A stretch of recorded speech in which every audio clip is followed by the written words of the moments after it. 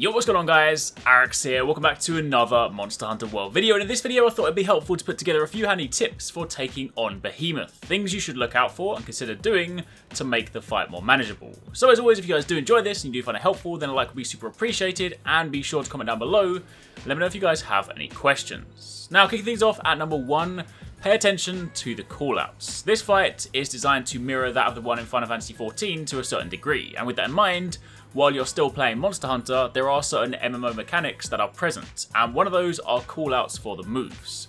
While Behemoth has a range of melee attacks that he can do on the fly, he also has a series of special moves, and these are called out. You have Comet, Meteor, Charybdis, and Ecliptic Meteor, and anytime he performs one of these moves, a little text prompt will show up on the right hand side of the screen over here, allowing you to prepare for it. Comet is when the rock falls out of the sky and remains in the stage, and these are the ones you hide behind.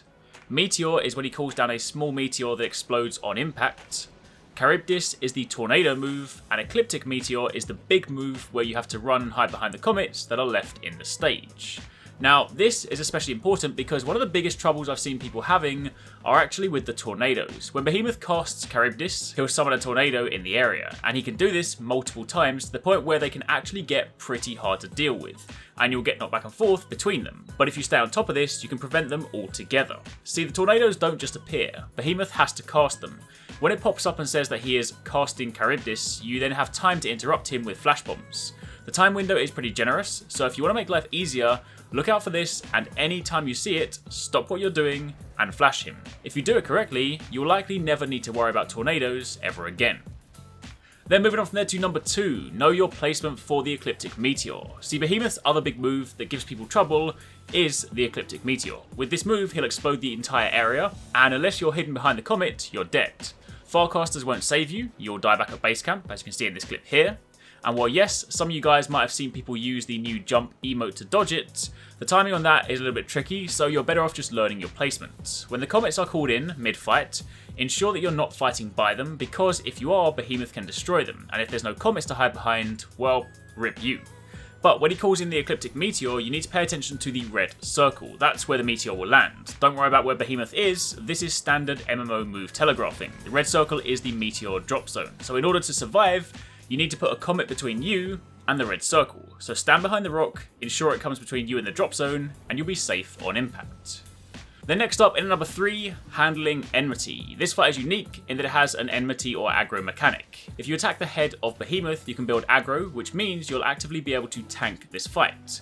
When you've done enough damage, a pop-up will appear to say that you've got enmity, and you'll have a red line between you and Behemoth. In doing this, Behemoth will, for the most part, focus solely on you, allowing your team to focus on doing damage elsewhere. Keep in mind the main weak spots are the head and the tail. Now obviously if you're used to hunting anything else, the head is a point you'll naturally gravitate towards, but in a fight like this, if you're all attacking the head, it makes it much harder for the person holding aggro. Now sure, if you're doing this with random people online, or through an SOS and you're not communicating as a team, this can be a little bit harder to organise.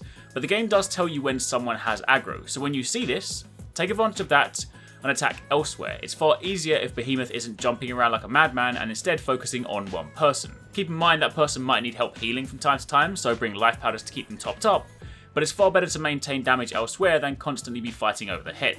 Also, if you do want to tank, rather interestingly, one really good option we discovered while playing yesterday was that heavy bowgun is an excellent option.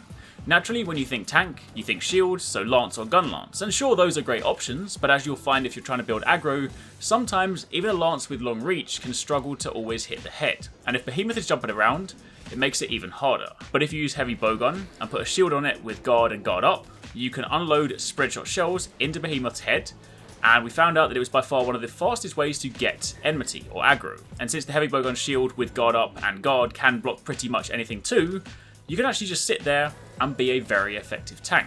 Sure, it's not the only way, but it is something you should consider if you're struggling to build aggro.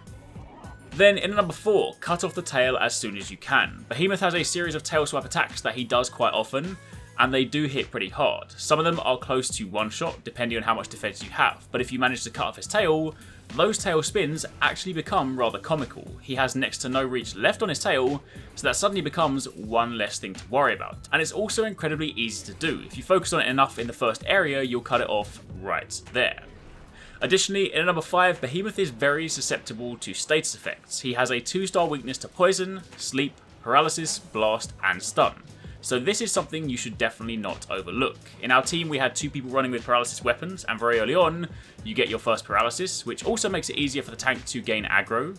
We managed to get quite a few paralysis throughout the fight, and then partway through some of my team even swapped to sleep weapons to dip into sleep bombing as well.